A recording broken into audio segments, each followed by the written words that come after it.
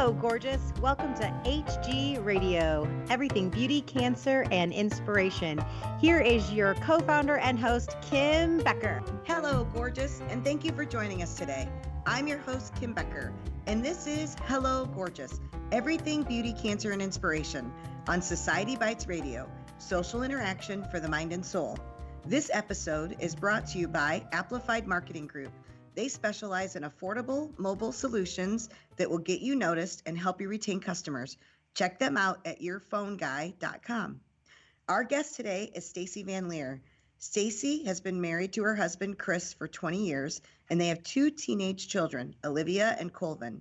Besides being a mother and a wife, she is also a nurse, daughter, sister, sister-in-law, and an aunt. And she is also a cancer survivor of almost 6 years. Working as a nurse for the past 26 years, she has worked in several areas, but spent most of her career as a staff nurse in intensive care. She has recently left bedside nursing and is now working as a case manager in a local hospital. In November of 2014, she was diagnosed with stage 2 invasive ductal carcinoma. She underwent a bilateral mastectomy, had 8 rounds of chemotherapy, 6 weeks of radiation. Stacie says that she couldn't have done it without the love and support and care from her village. Hi, Stacie, and welcome to the show. Hi, Kim. How are you? I am well. How are you today? Good. I am so excited to be able to share your story. You know, as you know, you will always be one of my favorite makeovers, and we tell your story all the time. Little do you know, we tell your story all the time. So, oh my goodness. So I'm so excited to be able to share your story with our listeners. So let's start off. So tell us a little bit about your breast cancer diagnosis and how you actually discovered that you had breast cancer. I actually had, my husband had noticed a lump on my breast, and we were on vacation out of town in St. Louis, and he said, well, I think that's a bump on your breast. We should go and have that looked at. I'm like, oh, no, it's fine. It's no problem. And we ended up cutting the trip a little bit short and going home early, and had all the testing done. And of course, everyone all along was like, oh, 80% of all biopsies are negative, which is great. Those are great odds. But for me, the odds were not in my favor. So, yeah, I had a biopsy, and they came back and said I have cancer. That's crazy. How old were you when you were diagnosed? I was 41. And so you hadn't even been having regular, well, no, your husband found the lump, but you weren't having regular mammograms at that point in time either, were you? No, I had a mammogram at 35 as like a baseline, and I had missed my mammogram when I was 40. I was just running a little bit behind, hadn't been to the OB yet that year. And so, you know, it was summertime. I'll do it when the weather turns and I've got less stuff going on. So it was on my radar, but it was just in the future. You know, I wasn't really heading to the doctor here for about another 4 or 5 months, you know, waiting for fall. And yeah. Well, and I remember too, when we had done your makeover, you had shared with us that you had lost quite a bit of weight, and that you kind of attributed some of that to being able to feel that lump. Absolutely. So, right. So I had been quite a bit overweight, and my sister and I had been on this health journey, and I was working out regularly, probably 5 or 6 times a week. I had lost about 60 pounds, and I was feeling great. I felt like I, you know, owned the world. And after I had lost all that weight, everything had kind of thinned out. And when the weight had come off, then you could actually see the lump on my breast. And and I hadn't been doing regular monthly testing. You know, they always say that, and I wasn't very diligent about doing that. And so I probably would have found it on my own if I had been a little bit more diligent and done my monthly self-breast exams. Now, did you have any breast cancer in your family history at all? Absolutely not. We had no history of cancer at all. The closest relative that I knew of was my grandmother's sister's like it was so many people so removed. My grandmother's uh, sister, and they didn't know what kind she had. They said it was lady cancer, and that was it. It was open and closed. So who even knows where that was, you know? And Right. so it was just no family history of cancer at all. So it just kind of hits you in the gut. Just you don't expect it, you know. If they would Right. have said, "Oh, you've got heart disease," sure, I expect that. That runs in the family. High blood pressure, it runs in the family, but not cancer. Mm-mm. Wow. And so, how did you tell your family then about your diagnosis? Oh, Kim, that was hard. So, all you can do is just pick up the phone and just call them. And my sister was mad. She was very angry, and just you just can't until somebody tells you you have cancer. You just have no idea what that feels like. And I think I was probably the most calm about it. I'm a nurse, and so you know, I I'm around medical things all of the time, and I deal with people who have had, major surgeries for cancer and stuff like that. But when it's you, it's different. Um, so yeah, my my parents were very supportive. I think they were very upset, but I think all in all, my sister, she's like my best friend, and she was angry. She was mad. So, but we all kind of pulled together and we got through it. And it's amazing because I really do think that having that support is absolutely huge. To be able to have somebody rally around you and just say, it's okay, we're going to do this together. It really means a lot when you don't have to stand there and do it on your own. So, what did it mean to have your sister by your side? Oh, it was fantastic. My sister came to every treatment. Um, She helped. My husband was supportive. Came to all the doctor's appointments, and if I needed something that I wasn't very able to verbalize, she's a girl. She's my sister. She kind of would know things, and then she could clue in Chris. Oh, you should do this, or if we did that, what about this? And yeah, it was. I could not have done it without my village. My parents were supportive. My husband's family, my in-laws, like everybody just pulled together. My church family, the school family that my kids went to school with, just everyone just rallied. Just I never felt alone.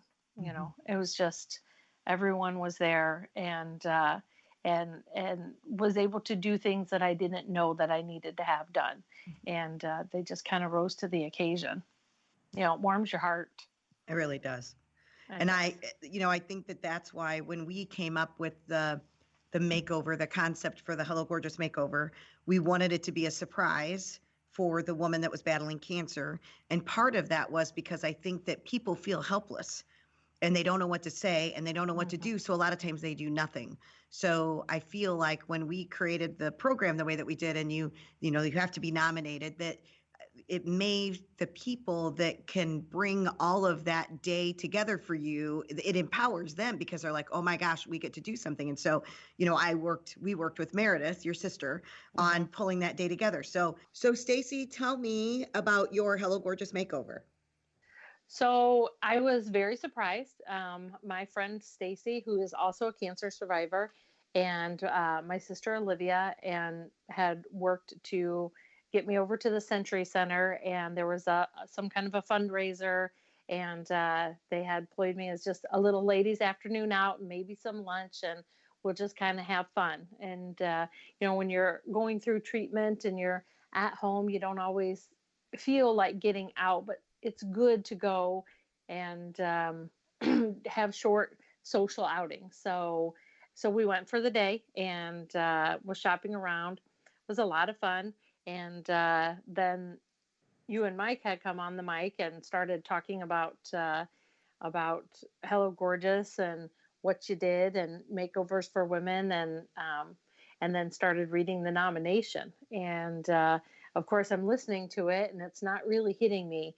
And about halfway through, I was like, oh dear God, they're talking about me.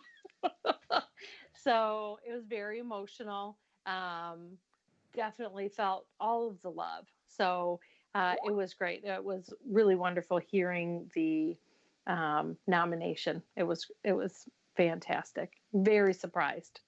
So that's, I love what we do because we can actually do these makeovers anywhere. And so we whisked you away. This particular event was next to a hotel. So we took you into one of the suites upstairs and you got, a full day of pampering. So what was your favorite part of the makeover that day? Oh my gosh. I, I just being able to relax and be taken care of. I really felt like a queen. Everybody was just so gracious, so friendly, so genuine, and just kind of wanted to talk about me and talk about life. And I got a pedicure and a manicure, and I was put in a big fluffy robe and had a facial, and just so many people, just all it's hard to describe because I just felt so loved. Like everybody was there, and it was just it was it was touching. It was very heartwarming. My favorite was, well, watching you, the clothes were one of my favorites, but then Mm. watching you cascade down that huge staircase Oh my into that gosh. big room filled with people, that was like something we had never done before. And so it was like a movie.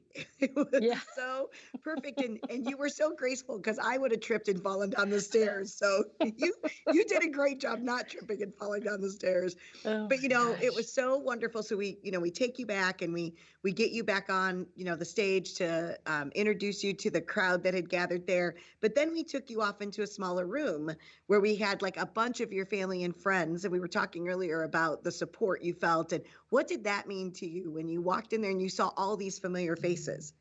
I mean, honestly, I was just so taken by surprise. You would have thought that I could have figured it out given all the time that we had to be pampered, but I really had no clue. I just thought it was Stacie and Meredith, and then I had this makeover, and that was it. I mean, I felt like a queen coming down the stairs. You talk about that was impactful. Honestly, I felt so pretty. I came right down those stairs. I had that gorgeous wig, such a pretty outfit, and and then I went up on the stage, and as I'm looking out and I'm looking into a crowd, it was a large crowd of people. I couldn't tell you how many people were there. And then I just started seeing my family members and Chris's family, and they live out of town. They live in Kalamazoo and Indianapolis, and then my grandmother was there, and I was like, oh, I just kept seeing people and seeing people, and like it, it was just shock after shock after shock. It just wasn't expecting any of that. That's awesome. And that's what we want. That's what we want is just a day full of surprises that just allows you to forget about what you're going through. Just even if it's just for one day. That's our goal. So share with us, where are you now? Now, well, I'm cancer free. It's almost 6 years. I don't really know when you count it from diagnosis or end of treatment or what, but in the late fall, it will be 6 years from diagnosis. So I'm living life. I'm working. I work part time. I'm a case manager, raising my kids, taking vacations, just living life to its fullest. And so how do you think that your perspective on life has changed since cancer? Um, I, when I was raised, my mother always raised us to do your work first, and then you can play. And, in the summertime, we had a large garden, and we couldn't go to our friend's house until we had weeded the garden or picked the vegetables, or, now we got to do the canning, and you got to come home and do your homework. And it was everything is you have to finish your work before you can play. And when you're faced with not knowing if you have tomorrow or not, you kind of put that to the side. There is always work. My work is never done. And so, you just have to shore it up to a point that you can be okay with just letting it go. I don't dust every week. I just kind of let it go. If the kids say, "Hey, read me a story," or, "Oh, let's do this. I want to snuggle," I stop everything and I do that, because that time is not promised. And I'm so grateful to have every minute that my house isn't clean is love. It's a lot of love. You can come into my house and you are welcome. It's not going to be super clean, because I I've just learned to let some of that go, because if somebody calls and says, "Hey, let's go for a ride. The weather's great." I leave. I go for a ride. It's just, I live every moment. It's the relationships that matter the most. Well, and I've always said that too, when your time comes and they, 50 years from now and you have your headstone, nobody's going to put on your headstone, "She drove a nice car, her house was always clean." Right. The only thing you can take with you are the memories of just what you said, the vacations and the snuggles with the kids. And that's what you get to take with you. So I agree with you. None of that stuff is, obviously you need to keep things up so that your environment is livable, but it's Right. not anything, it's not a priority anymore. You know what I Right. mean? I'm with you. Let's go make some memories and just experience life. I agree. That's what it's all about. Yeah, absolutely. So you shared with me that you just got back from a trip out of town visiting a friend that has been diagnosed with cancer. Yes. So tell me a little bit about that, and being that, I think it's really important to have somebody in your life to say, "I know what you're going through." So how did you feel that what your experience now has kind of helped that relationship? And if you were able to encourage her, like what were you able to say to her? Yeah. So my friend Pam, she is a nurse, and gosh, we worked together for years and years, and she had recently moved, right about a year before I was diagnosed, down to Florida, and she called me and said, "Well, you're not going to believe it, but I have cancer," and it just rips your heart out. And I told my husband, I said, "No matter what, I got to go down there. I have to go be with her," because you can sympathize with somebody, but until you've gone through it, you can't empathize. And Mhm. so, um, to have me go down, I know she was grateful that I was able to go down. I was grateful, especially with all the travel restrictions. I wasn't sure if I was going to be able to make it down there. And she was just so grateful, because I've been there and I've done that. And nobody knows what it feels like to have the doctor tell you have cancer, and to be able to sit next to somebody and just boo-hoo it with them. Mhm. The, then you feel like, okay, she did it, and now I'm going to do it. And in 5 years, I could be sitting here supporting somebody else, you know? Mhm. And so, what would be one word of encouragement that you would give to somebody that had been newly diagnosed that just is feeling lost right now? Mm. Uh, get your people. Honestly, reach out. It's so humbling to ask for help. I am a caregiver. I give to other people. I give my time. I give my talents, and to sit back and receive is very difficult. And I think a lot of women are caregivers, and it's very easy for them to give, and it's so hard to receive. And so I would definitely just tell people to sit back and take a deep breath. And when somebody says, "I want to do something for you," let them. It helps them deal with your illness or your disease, and it can help you, and it helps you feel loved and know that you're not in it alone. That's right. So you were able to be there for your friend Pam, and it was somebody that, like, you're basically a role model to her because she's seen you walk through that journey and now you're on the other side of it. Was there anybody for you that had gone through the journey before you that you were able to look at and say, "Okay, look, if she did it, I can do it"? Was there somebody there for you like that? Absolutely. My friend Stacie, and she had gone through it about 2 or 3 years before I did. Our sons are in the same grade, and we were kindergarten room moms together, and so that's how I met Stacie. She's a dear friend of mine, love her to pieces, and when I had gotten home when I was driving home after I had my ultrasound, when I knew that I needed a biopsy, I was just like, oh, Stacie went through this. I called her up. I'm like, hey, who is your surgeon? And she, I'm texting her this, and she calls me right away, and she's like, oh my gosh, Stacie, what is going on? And to have that support, that person who's gone through it, who knows what what what you're going through, and can help you navigate all of the unknowns, it's it's worth its weight in gold. It honestly is. It's priceless. Yeah. I think the people. It's the relationships. Mm-hmm. And Stacie was there for me, and I hope that I'll be able to be there for Pam. I'll have to plan my next trip soon, and just to be that support, just to be that person. That's awesome. Well, we are almost out of time, so I want to say thank you, Stacie, so much for joining us today. I appreciate you taking the time to share your story with us. Thank you, Kim. I appreciate everything that you do. I'm so grateful for Hello Gorgeous, and all of the love that they spread for women going through cancer. It's a godsend. I thank you. Thank you. I have the best job in the whole world. So awesome. If anyone in our listening audience has any questions or comments or would like to know more about the guests on our show, feel free to contact us at kbecker@hellogorgeous.org or visit our website at www.hellogorgeous.org. Make sure you check out our resources tab. We've got a book and we've got some online courses, and we invite you to follow us on Facebook, Instagram, and download our mobile app. Thank you for joining me today on Hello Gorgeous, Everything Beauty, Cancer, and Inspiration. I'm your host, Kim Becker, and until next time, stay gorgeous.